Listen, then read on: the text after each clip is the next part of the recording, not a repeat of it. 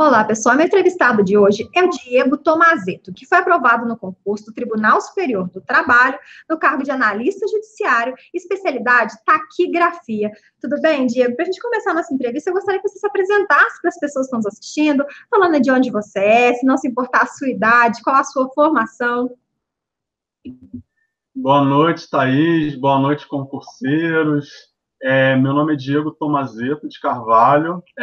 Tenho 35 anos, não tenho problema com a idade.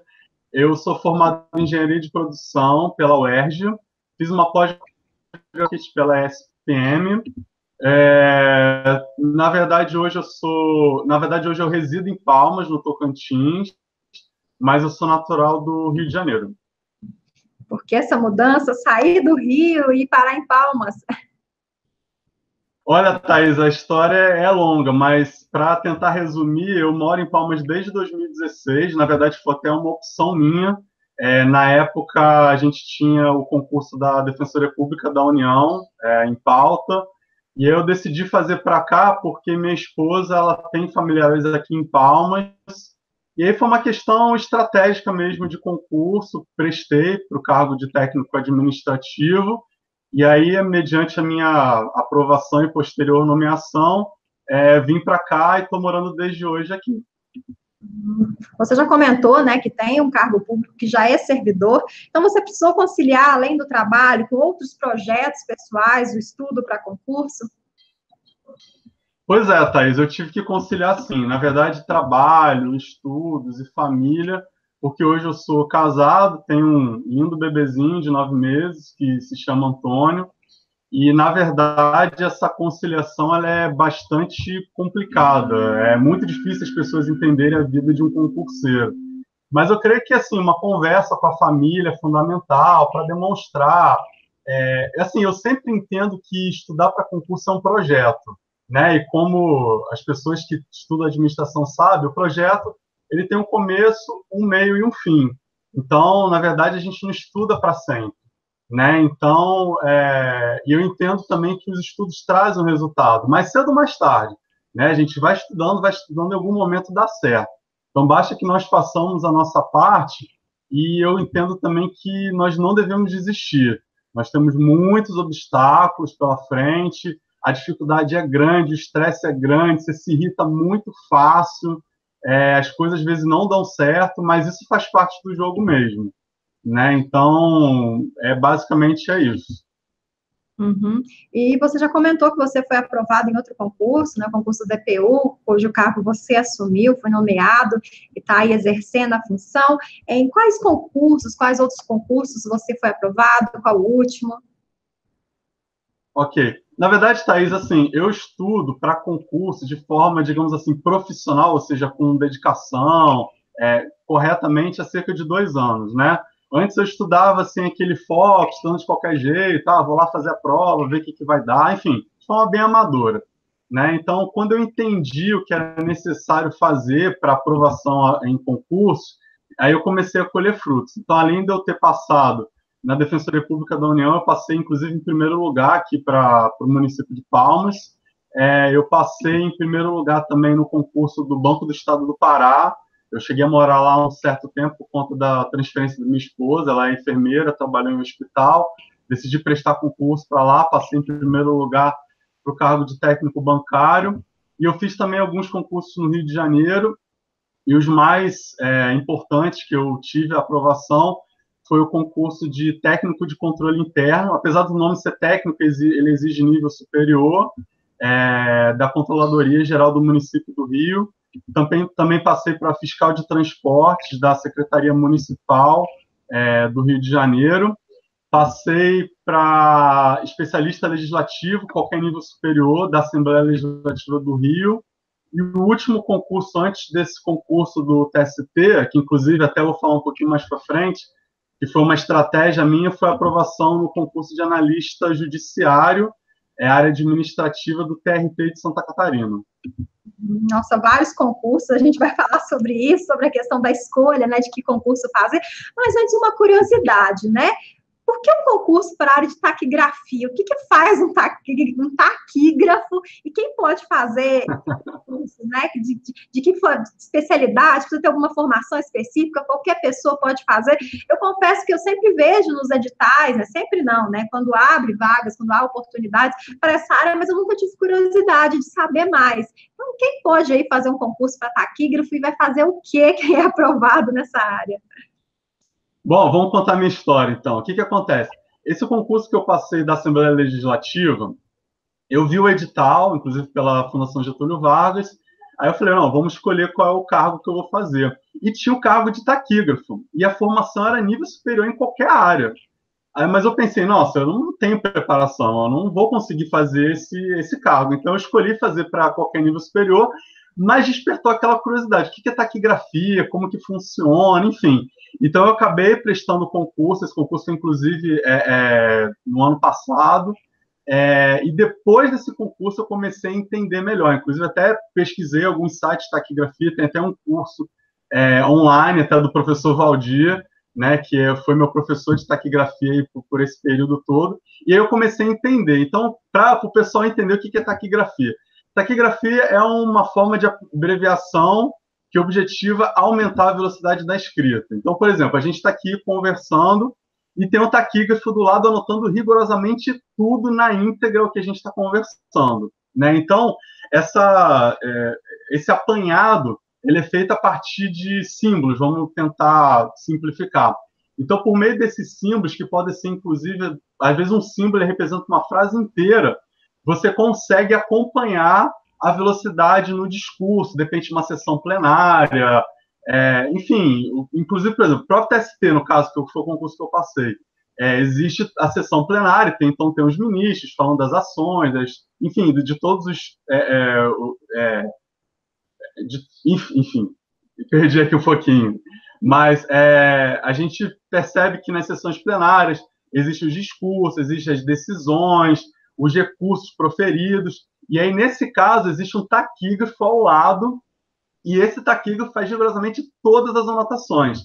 Então, o que acontece, Thaís? O profissional dessa área se mostra importantíssimo justamente por dar essa segurança de que aquele discurso que está sendo proferido, ele está sendo, de alguma maneira, armazenado.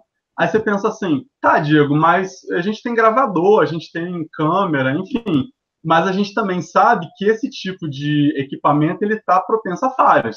O taquígrafo, né, de uma maneira muito básica, ele usa um lápis, uma borracha e um papel. Então, ele taquigrafa tudo e depois ele passa para uma linguagem que seja analisável, seja verificável por qualquer pessoa. Então, a gente até percebe, às vezes, até em discurso do TST, que eu tive até a curiosidade de verificar antes da minha prova, que existe lá, eu gostaria do apanhamento das notas taquigráficas. Aí é esse momento que o taquígrafo, de uma certa maneira, presta o serviço para o ministro do TST. E se você verificar também vários regimentos internos, não só do TST, mas de vários outros tribunais, eles falam também dessa questão das notas taquigráficas. Então, a importância do profissional é muito grande, porque no momento que o juiz precisa de alguma coisa, do ministro, existem as notas taquigráficas para efetivamente comprovar que o juiz proferiu aquele discurso. Então, essa é a importância do taquígrafo. O TST, então, não foi sua primeira aprovação, né? Foi mais uma aprovação, mas imagino que cada resultado é uma sensação diferente, né? De ver que deu certo, que aquilo que você quis, né? Aquele concurso que você almejou, você alcançou a aprovação. Então, qual foi a sua sensação na hora que você viu seu nome na lista dos aprovados do concurso do TST, ainda em 8º lugar, né? Lá no topo? Olha, Thaís, a sensação de dever cumprido é uma sensação... Não sei, no dia que aconteceu, eu nem acreditei. As pessoas falam, não, saiu o resultado do TST, vai lá olhar. Inclusive, no caso específico do TST, foram 151 pessoas que fizeram a prova prática de taquigrafia. Para você ter uma noção, foram 127 reprovados, só 24 passaram. Aí eu falei, meu Deus do céu. Aí falou, não, Diego, seu nome está lá, tá tudo certo, deu certo, vai lá ver sua classificação. Eu falei, eu vou ficar lá para 20º, alguma coisa assim. E quando eu vi meu nome em 8º lugar, foi assim, uma sensação indescritível. Eu penso assim, Thaís, o concurseiro, quando ele faz uma prova, ele possui algumas crenças, mas em vários momentos da nossa vida difícil, essas crenças elas são desacreditadas, sabe? Muitos dizem que isso não é para nós, que é difícil, que o concurseiro tem que ter sorte, que precisa ter conhecido no órgão, se você não tiver, você não vai entrar, não adianta nada estudar. Então, o que acontece? Isso, de uma certa maneira, gera assim, uma certa frustração, já que a gente tem uma vida muito solitária. Apesar de eu ter tido um apoio muito grande, principalmente da minha esposa, a nossa vida é solitária, biblioteca, estudar de madrugada, estudar final de semana, levar livro para viagem, é uma coisa muito complicada, sabe? Eu até me lembro, falando até em viagem, eu tive uma viagem em 2016 para um município próximo aqui de Palmas, e eu levei meu livro, sabe? E as pessoas não entendiam por que eu levava aquele livro. Não, que doideira, você é maluco, a gente está no Natal, você tem que curtir, você tem que ficar com a gente. Eu ficava com as pessoas, sabe? Mas eu tinha aquele momento que eu precisava estudar 2, 3 horas por dia, pelo menos para manter o meu nível de estudos. E quando eu voltar, eu estar, assim, de uma maneira, pelo menos mantendo o que eu fiz para continuar. Então, assim, quando a gente vê o nosso nome na lista dos aprovados, eu acho que, assim, eu só consigo enxergar que tudo que eu fiz, todo o meu esforço valeu a pena. E eu penso, Thaís, assim, não só para concurso, mas para a nossa vida em geral, que, assim, se a gente quer algo diferente, a gente precisa fazer algo diferente, né? Eu já cansei de ouvir vários profissionais dizendo exatamente isso. Se você tem atitudes iguais, o seu resultado é igual, não tem jeito. Se você fala que quer alguma coisa para o ano... O pessoal fala, né, no final do ano, não, eu quero isso para o meu ano novo, que vai dar tudo certo. Mas a pessoa tem que fazer alguma coisa diferente, senão não adianta. Então, assim, se a gente quer realizar o nosso sonho, a gente precisa fazer alguma coisa que ou poucos fazem ou ninguém faz, mesmo que a pessoa ache que a gente é maluco. Uhum. Em relação à vida social, né? Você já comentou que conciliar seus estudos para concurso com o seu trabalho. Você foi daqueles radicais que acredita que precisa abrir mão de tudo para poder passar mais rápido em concurso? Ou você é daqueles que acredita, né, que é preciso ter uma válvula de escape, um momento com os amigos, com os familiares, para poder voltar com tudo nos estudos?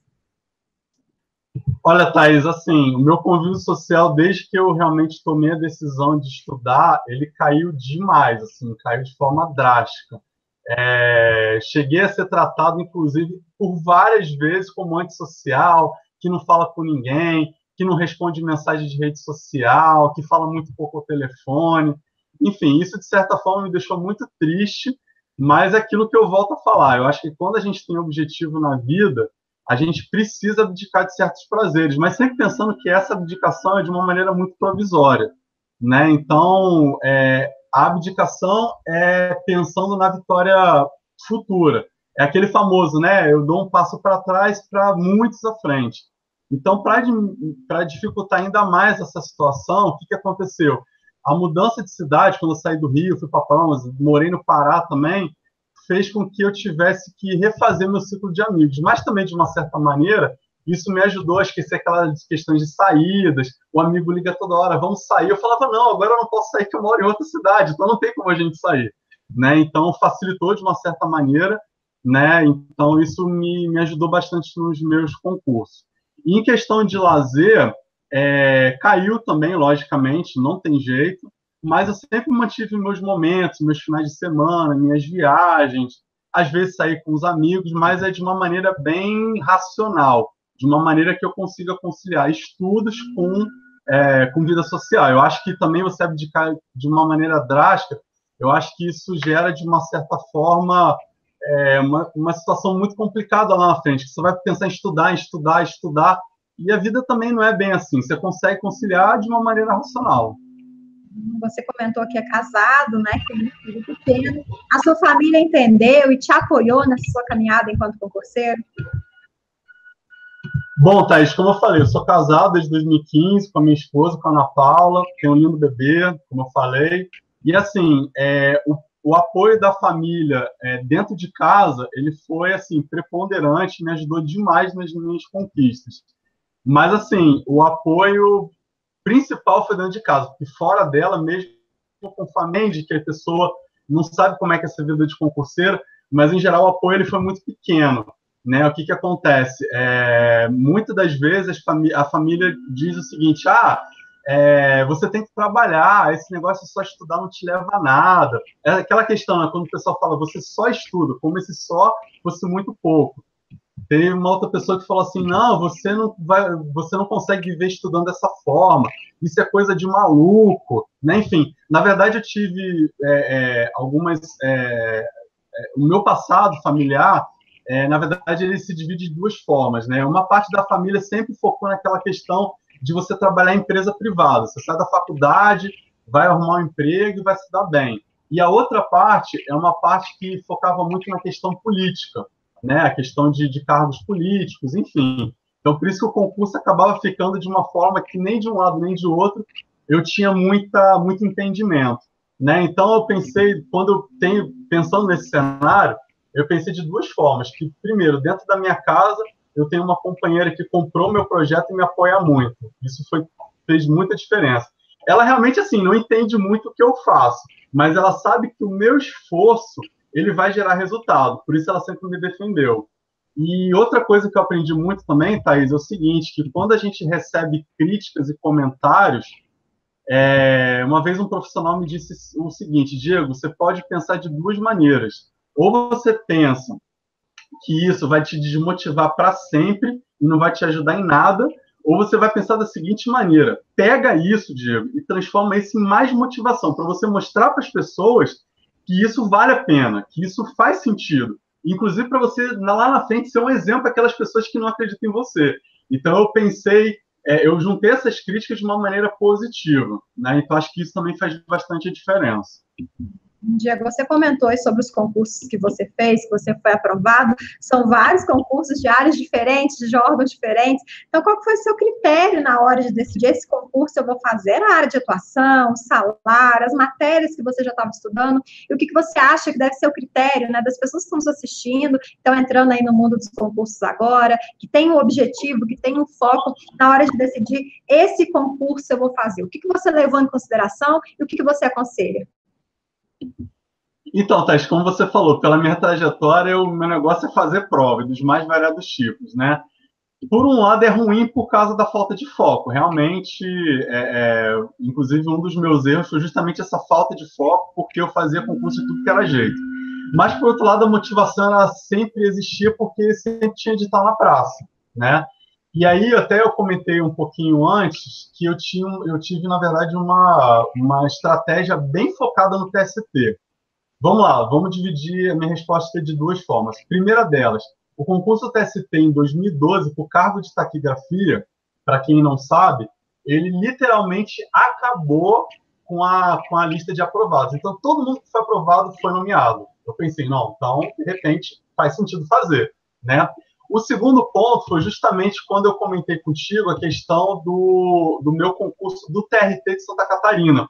Por conta de ser área trabalhista, o edital era muito parecido. Então, eu pensei, lá para o início do ano passado, o pessoal estava falando muito, inclusive o próprio Estratégia estava falando muito, vai sair o concurso, vai sair o concurso. Ele chegou a ter um atraso. Então, o que eu pensei? O TRT Santa Catarina vai sair. Então, eu vou fazer o TRT Santa Catarina, que tem praticamente tudo que eu preciso, e eu pego aquilo ali para transformar em vantagem competitiva para eu fazer o TST. E foi exatamente o que aconteceu, porque o edital do TRT Santa Catarina, ele tinha praticamente 80% a 90% do conteúdo programado para o TST. Então, essa foi a minha grande vantagem, foi a minha estratégia. O TST nomeava muito, e eu tinha um concurso anterior, que é muito bom, que eu acabei até sendo aprovado, e aí, enfim, eu juntei a fome com a vontade de comer, né? Então, a única coisa que realmente me fez estudar mais para o concurso TST, e na verdade todo mundo estudou, não tinha como, na questão do pós-edital, foi justamente a questão da reforma trabalhista. Ela, quando veio para esse edital, o TST foi o primeiro concurso, inclusive,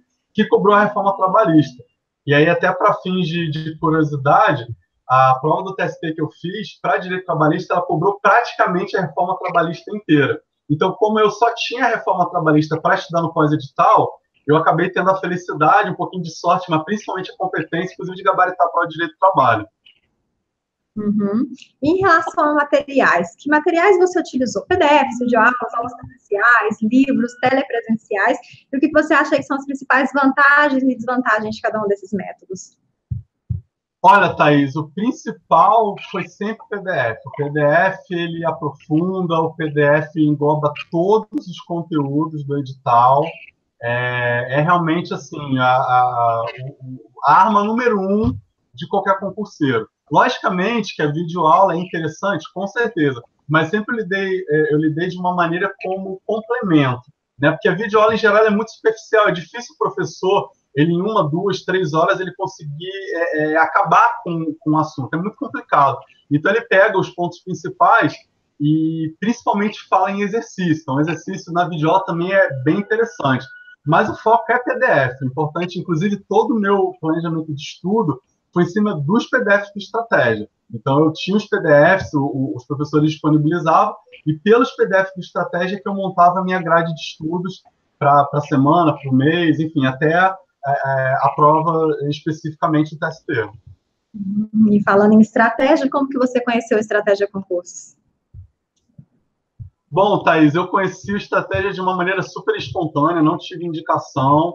A gente, quando começa a entrar no mundo dos concursos, a gente começa a ver alguns eventos, inclusive a estratégia proporciona vários eventos gratuitos, tais como análise de edital, aquelas revisões de véspera, maratonas também, são eventos espetaculares, gratuitos, e são eventos de altíssima qualidade. Eu até me lembro que quando eu comecei a pegar algumas aulas, inclusive de estratégia, eu vi aquela música da Corujinha, e na hora eu vi o meu neném brincando com a música da Corujinha, era muito engraçado, sabe? Então, assim, isso também me traz essa lembrança bacana, né? Então, o estratégia, até nisso, acaba me dando essa vantagem, né? Mas, enfim, falando de estratégia, o método de estudo é muito interessante, porque ele engloba todo o edital, e eu realmente, quando eu percebi isso, eu acabei, principalmente com o concurso do TST, eu decidi investir no material. E para mim, assim, foi uma opção extremamente acertada, inteligente, porque para ser bem simples, né? Eu não sei se você é muito ousado, mas a estratégia, tudo que está na prova, está no material de estratégia, praticamente tudo. Então, assim, eu não precisava de livro, eu tinha que finalizar os PDFs de estratégia. Essa era a minha estratégia. Finalizo o PDF de estratégia, eu tenho certeza que ou eu vou bem ou muito bem na prova, né? Então, assim, eu tinha essa certeza, né, e que eu, estudando pelos materiais de estratégia, eu conseguiria vencer o edital. Então, quando eu finalizava os PDFs, eu falava assim, legal, consegui finalizar o edital, né? Então, assim, os materiais são de extrema qualidade, fico muito grato à estratégia, assim, eu queria aproveitar também essa oportunidade, e eu queria agradecer muito os professores de estratégia, especificamente o professor Ricardo Vale, a Nádia de Direito Constitucional, o professor Herbert Almeida, o Eric Alves, de Direito Administrativo, o professor Décio Terror, que ele foi muito importante para mim, porque a prova de taquigrafia, o português era específico, eu contava demais com os estudos do professor Décio, né? Então, assim, professor espetacular, o Torques também de PCD, e também o professor Fabrício Rego, que deu aulas maravilhosas de regimento interno. Assim, era aquele regimento interno que vinha bem tranquilo para você entender, e aí depois eu partia para a lei seca para realmente complementar todas as necessidades minhas para fazer a prova. Então, assim, agradeço demais e foi uma escolha extremamente acertada. Falando do seu estudo em si, Diego, como que era o seu dia de estudo? Quantas horas por dia, mais ou menos, você conseguia estudar? Você estudava uma matéria por mês, por vez, você fazia ciclos? Aonde que entravam os exercícios? Você fazia resumos? Como que era o seu estudo, propriamente dito? Olha, Thaís, o meu estudo, como é que eu fazia, né? Eu tinha que conciliar, logicamente, estudo, família, trabalho, enfim.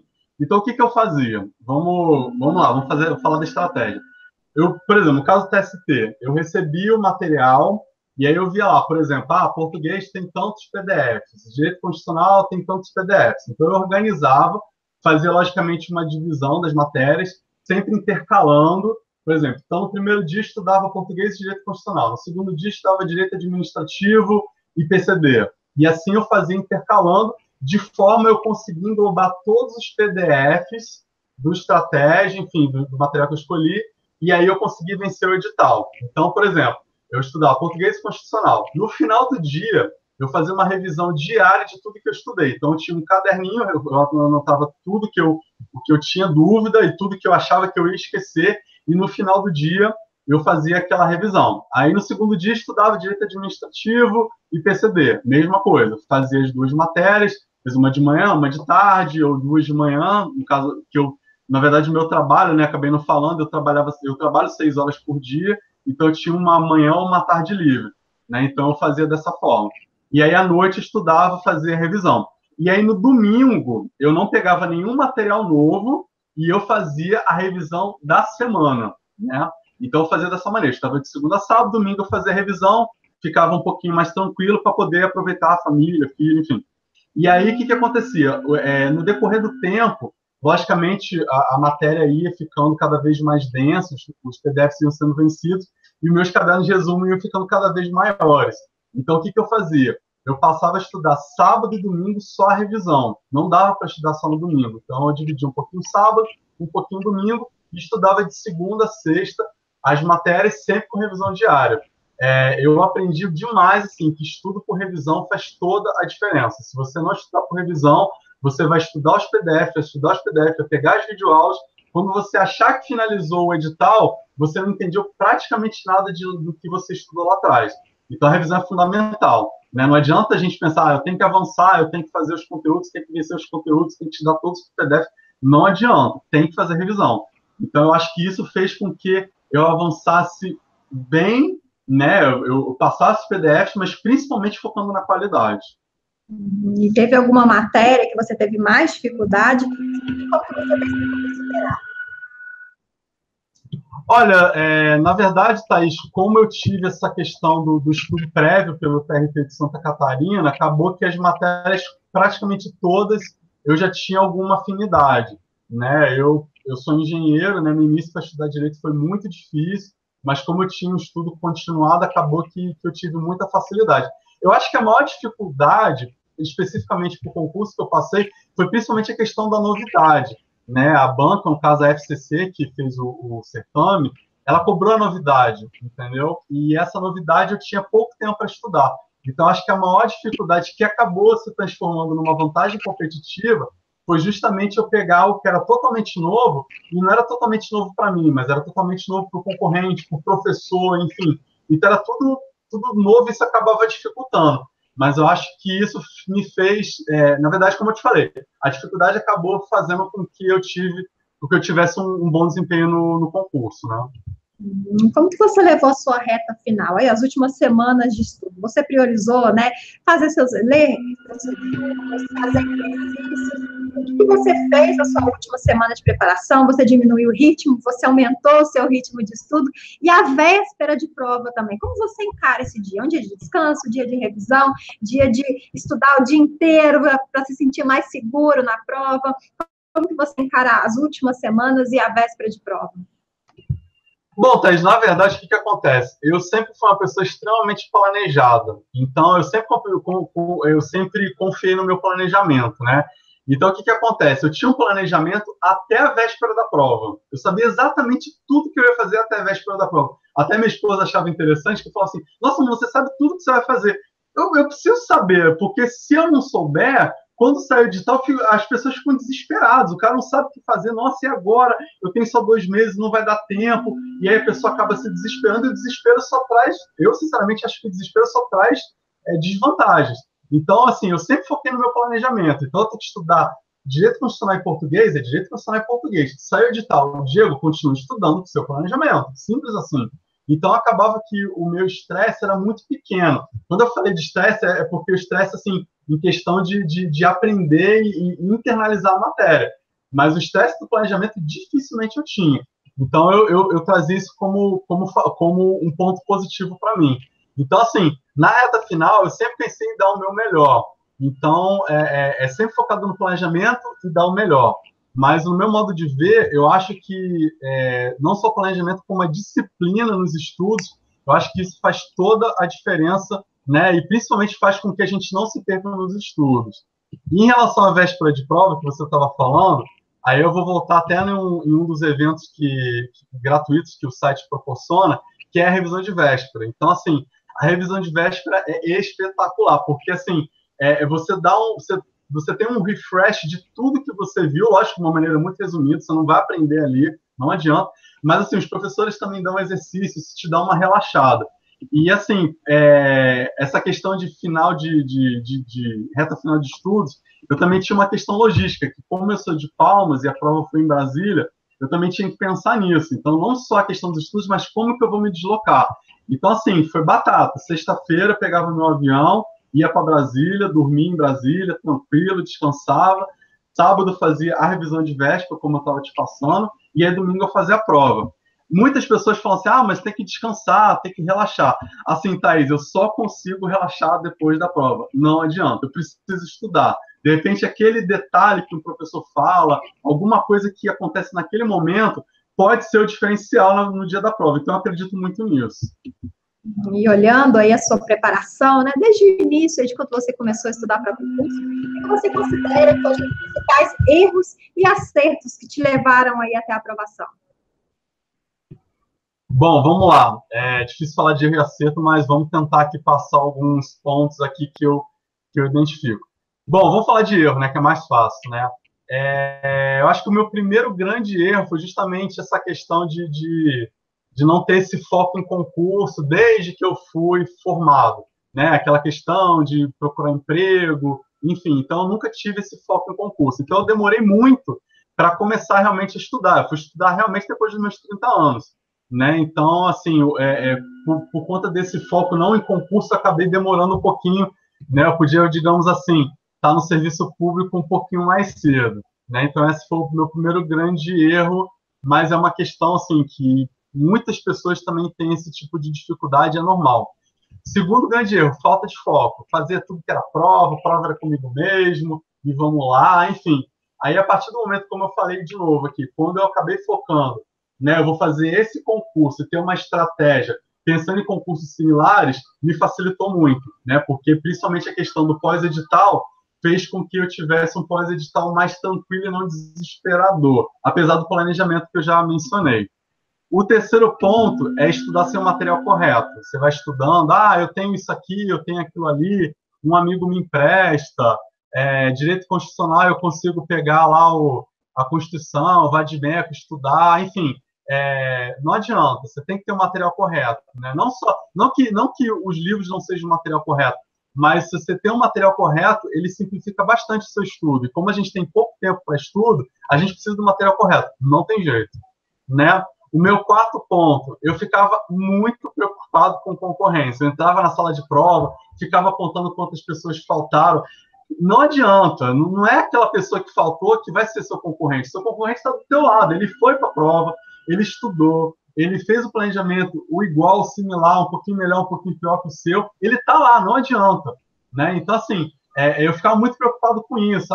Todo mundo veio, e agora? Como é que vai ser? Então, não tem que se ficar se preocupando com a concorrência. Ela existe, né? Eu tenho certeza que ela existe, mas é uma concorrência muito menor do que a gente imagina. Então, aquele concurso, você fala assim, caramba, tem 140 mil inscritos, enfim, não vai dar, aquela galera chegando para fazer prova junto, a faculdade lotada, um monte de gente subindo elevador, pegando fila.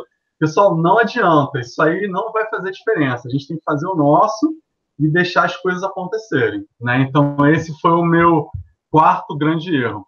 E pensando agora em acertos, primeiro ponto que eu falei aqui, e vou falar provavelmente mais algumas vezes, planejamento de estudo é fundamental, você manter o planejamento e principalmente você concretizar o que você pretendeu fazer previamente.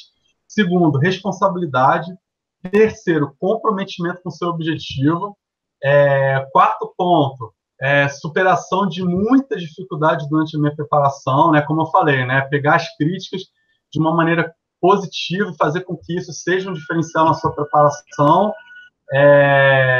Um outro ponto importante é sempre acreditar, né? Vai para a prova, faz a prova, não fica com medo, encara, corre atrás que dá certo, certo? E principalmente um outro ponto importante, que seria o meu último aqui como acerto, é usar a reprovação não de uma maneira desmotivadora, mas pensar a reprovação de uma forma com que isso sirva de aprendizado para concursos futuros. Não era aquele concurso. Então, vamos se preparar para outros concursos e um deles vai ser o seu. A gente sabe, Diego, que o número de pessoas que não alcançam a aprovação, né, que conseguem aí, que chegam à reprovação, não conseguem ser aprovados dentro do número de vagas, é muito maior do que aqueles que são aprovados dentro do número de vagas. Então, o que você acredita aí que é o principal erro, são os principais erros das pessoas que ainda não conseguiram a tão sonhada aprovação? Beleza. Eu penso o seguinte, que muitas pessoas, por incrível que pareça, entendem que fazer concurso é você pagar a inscrição e fazer a prova. Já ouvi muita gente falando isso. Já ouvi muita gente falando assim, eu vou estudar, mas aí, final de semana, feriado, eu vou dar uma descansada, sabe como é que é, Natal, Ano Novo, aí chega o Ano Novo, a pessoa fala que você vai estudar depois do Carnaval, não adianta, né? Também percebo que muitas pessoas elas tentam focar assim, agora saiu o concurso, vou estudar para esse concurso, vai dar certo. Né? Não adianta, porque algumas pessoas, aliás, muitas pessoas já fizeram o pode até, eu penso assim, é até possível você fechar o conteúdo depois que o edital é publicado, mas pensemos de uma maneira racional. Aquela pessoa que já está estudando antes, ela não só vai estudar, como vai aprofundar o conteúdo. Aí a pergunta que a gente faz, será que a gente vai conseguir aprofundar o conteúdo? É muito difícil. Então, essa também é um erro que eu percebo, né?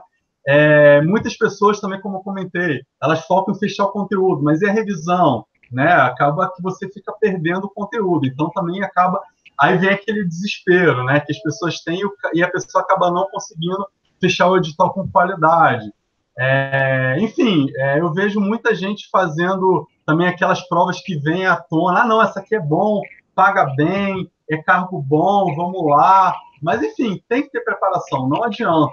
E tem que ter um critério definido, né? Então, assim, fazer prova, como eu falei, que foi um dos erros meus, sem foco, fazendo de qualquer jeito, também é muito desaconselhável, né? Uhum. E o que foi mais difícil nessa sua caminhada rumo à aprovação? E qual foi a sua principal motivação para continuar seguindo em frente aí no mundo dos concursos? Olha, Thaís, assim, eu tive várias dificuldades, né? Principalmente a questão familiar, ela foi bem difícil para mim, um entendimento, não foi muito fácil. Um ponto importante, pensando aqui especificamente no meu caso aqui de Palmas, no caso do TST, quando o edital foi publicado, ele foi publicado no mês de agosto, se não me engano. Agosto, para quem não conhece Palmas, é o mês que faz mais calor aqui. São todos os dias 40 graus para frente. É um negócio impressionante, né? Então, assim, enquanto no Brasil inteiro está fazendo frio, aqui está fazendo calor. E em outras épocas do ano, enquanto no Brasil está fazendo calor, aqui está fazendo frio. Então, essa foi uma dificuldade muito grande também para mim. Então, a questão familiar foi complicada, a questão do calor foi complicada. E, assim, eu creio que a dificuldade foi justamente o somatório de todas essas correntes que foram contrárias. Ou seja, cada dia surge um problema. Você resolve um, surge outro. Resolve um, surge outro. Você vai estudar, pensa no problema. Então, a dificuldade realmente é muito grande. Né? Então, assim, a minha maior motivação foi justamente essa questão, a necessidade de proporcionar conforto, proporcionar qualidade de vida para minha família, né? Minha esposa, meu filho, enfim, eles foram, assim, a maior, enfim, tudo de bom. E, assim, inclusive, eu quero quebrar o protocolo e mostrar aqui meu bebezinho, que essa foi a minha maior motivação. Né, menino de papai? Você foi motivação, né, papai? Vamos lá. Então, assim, a motivação é isso, Thaís. A motivação é a família, a motivação é a gente realmente proporcionar conforto, uma melhor qualidade de vida para minha esposa, para o meu filho. E uma outra motivação colocar aqui foi o seguinte: eu prometi para minha esposa que quando eu for nomeado no TST, o meu filho vai ter um irmãozinho. Então é mais uma motivação para estudar cada vez mais e crescer a família. Passar em concurso tem disso, né, Diego? Você comentou que vai aumentar a família aí, mas geralmente quem namora fica noivo, quem tá noivo casa, quem tá casado tem um filho, quem já tem um fica dois. Então, assim, não é uma mudança só na vida profissional, mas é uma mudança de vida, tanto familiar, quanto na questão de planos também, né, de casa, de mudança de trocar de carro. Então, passar no concurso público tem disso, né? É uma mudança literalmente de vida. É verdade, assim, é uma mudança grandiosa, assim, ter filho é muito diferente, ainda mais eu que tive o meu primeiro agora, mas eu penso assim, a gente tem que pegar esse fato novo na nossa vida esse aprendizado, esse crescimento natural de uma maneira positiva, né? Muitas pessoas falam assim, mas ter filho é complicado, dá trabalho, tem que acordar de noite, tem que, enfim, limpar cocô, xixi, enfim. Mas a gente tem que entender que o filho vem positivamente. Por quê? Porque ele te dá motivação para o dia que você fala assim, nossa, eu estou cansado, não vai dar, eu não vou conseguir estudar. Você tem que pegar isso de uma maneira que seja motivador para você crescer na vida, para você realmente, enfim, passar num outro concurso, galgar outros passos, enfim, é fundamental. A gente tem que pensar de forma positiva. Existem pontos negativos? Lógico que existe, é normal. A dificuldade ela existe e assim, você fica à noite sem dormir, você dorme pouco, acorda cansado, acorda 4 horas da manhã para dar uma mamadeira, é muito complicado. Mas pensar positivo, pensar em conforto, pensar em dar a melhor escola para ele, o melhor ensino, a melhor qualidade de vida, ele poder brincar, ele poder se desenvolver e, principalmente, ele enxergar o pai dele como exemplo de vida. E para a gente finalizar nossa entrevista, Diego, que conselho você gostaria de dar para as pessoas que estão entrando no mundo dos concursos agora? Eu gostaria que você deixasse uma mensagem também para as pessoas que estão nos assistindo, já estão nessa caminhada aí em busca da tão sonhada aprovação, como você conquistou as suas. Bom, eu penso o seguinte, que hoje em dia, Thaís, o que a gente mais vê é um mundo que as pessoas querem sucesso, mas sem esforço. É um mundo que as pessoas querem ganhar altos salários, mas não querem trabalhar. Enfim, feriado aqui, feriado ali, mas no dia do pagamento a pessoa se desespera se não tiver o pagamento na conta, né? Hoje a gente percebe um país que vem sofrendo com muita corrupção, justamente por conta dessa maneira, né, da gente pensar, da gente agir, né? Enfim, então a gente tem que fazer alguma coisa diferente. A gente precisa de atitude, a gente precisa mudar. Enfim, então, assim, eu queria deixar, como você falou, pedir uma mensagem, eu queria deixar alguns ensinamentos que eu tive durante a vida, não só para concurso, mas para a vida em geral. O primeiro deles é que, me desculpe, professor Décio Terror, mas, enfim, eu aprendi uma coisa, inclusive de uma gerente minha, que ela falou assim, Diego, seja acabativo. Eu nem sei se existe essa palavra no vocabulário nosso, mas seja acabativo. Diego, se você começa alguma coisa, termina. Não começa uma coisa, não, é muito difícil, tem muito obstáculo, vai deixar para depois. Você está se enganando. Começa e termina. A menos que você fale assim, não, isso está errado, então eu vou mudar, mas a partir do momento que você muda para terminar. Então a gente tem que ser acabativo. Isso aí ficou muito marcado para mim. O segundo ponto que eu queria deixar assim, sempre pensar em não fugir da responsabilidade, né? Uma vez eu trabalhava numa empresa privada e aí um gerente meu perguntou assim, Diego, você fez aquela atividade? Eu falava assim, não, chefe, aqui ficou complicado, faltou tempo, não ficou muito legal para mim e tal. Enfim, aí depois de muita conversa, ele chegou, Diego, pelo amor de Deus, eu estou falando de homem para homem e você é um excelente profissional. Vamos parar de hipocrisia. Então, assim, se você não fez essa atividade, é porque para você não é importante. Se fosse importante, você ia fazer. Não tenho dúvida disso. Então, faça as coisas. Se você não fez, é porque não é importante. Então, se é importante, você vai sentar e vai fazer. Então, isso também me marcou muito. E um outro ponto, Thaís, eu vi um filme chamado Em Busca da Felicidade, e tem uma cena desse filme que, inclusive, até serve como motivação para... Eu vi em vários lugares, né? Quando tem lá o Will Smith e o filhinho dele, o menino tá jogando basquete, né? E fala assim, nossa, pai, eu vou ser profissional, eu vou acertar tudo, eu vou me dar bem. E aí chega um momento que o pai diz assim, isso aí não dá para você, não faz sentido e tal. Aí pegou a bola. E aí o menino, quando ele devolveu a bola para o menino que estava arremessando na cesta, ele pegou e jogou a bola pro lado. Falou assim, isso aí não é para mim. E aí, nesse momento, ele diz exatamente isso, que nem mesmo uma pessoa próxima da família da gente pode nos desmotivar, né? Inclusive, assim, se a gente entende que aquilo faz sentido na nossa vida, a gente tem que seguir aquele caminho, né? A gente tem que seguir. Pode ser pai da gente, mãe da gente. Lógico que existem conselhos que a gente tem que ouvir, mas se a gente entende que faz sentido aquele caminho, a gente tem que seguir por aquele caminho. Então, isso também ficou muito marcado para mim. Uhum. Diego, eu quero agradecer mais uma vez você ter topado dar essa entrevista. Parabéns pela sua aprovação. Parabéns pelo filhote lindo aí também. Meu irmão aqui, professor do Estratégia Concurso. Parabéns, Diego. Grande Sérgio Mendes, garoto. Orçamento público, aí. Aí, então, parabéns aí pela aprovação.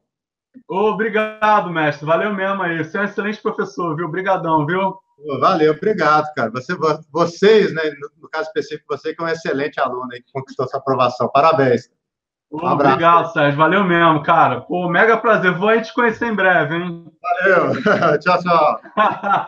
Valeu. Especial aqui do professor Sérgio Mendes, para quem não sabe, meu irmão também. Eu já estava despedindo aqui antes de sermos interrompidos, mais uma boa interrupção.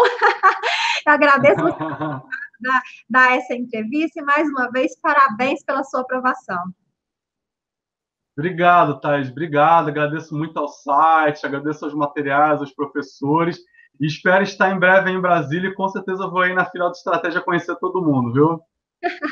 Ah, com certeza. A gente que agradece a confiança, Diego. A gente sabe, assim, que a gente é a ponte, sabe? O material é a ponte. Mas quem faz esse caminho, né, até a aprovação é o aluno. Não adianta um bom material se não houver aquele aluno dedicado, que vai estudar, que vai se empenhar. Não é um bom material que aprova. É o aluno que se aprova estudando com um bom material. Então, a gente que agradece aí a confiança de ter confiado no Estratégia. A gente tem muito orgulho em saber que você fez a sua parte, que é o principal, e conseguiu aí a tão sonhada aprovação. Obrigado, Thaís, obrigado. E para você que está nos assistindo, você já sabe, quiser conferir outras entrevistas, ficar por dentro de tudo que acontece no mundo dos concursos, é só acessar o nosso site, estrategiaconcursos.com.br. Eu vejo você numa próxima. Tchau!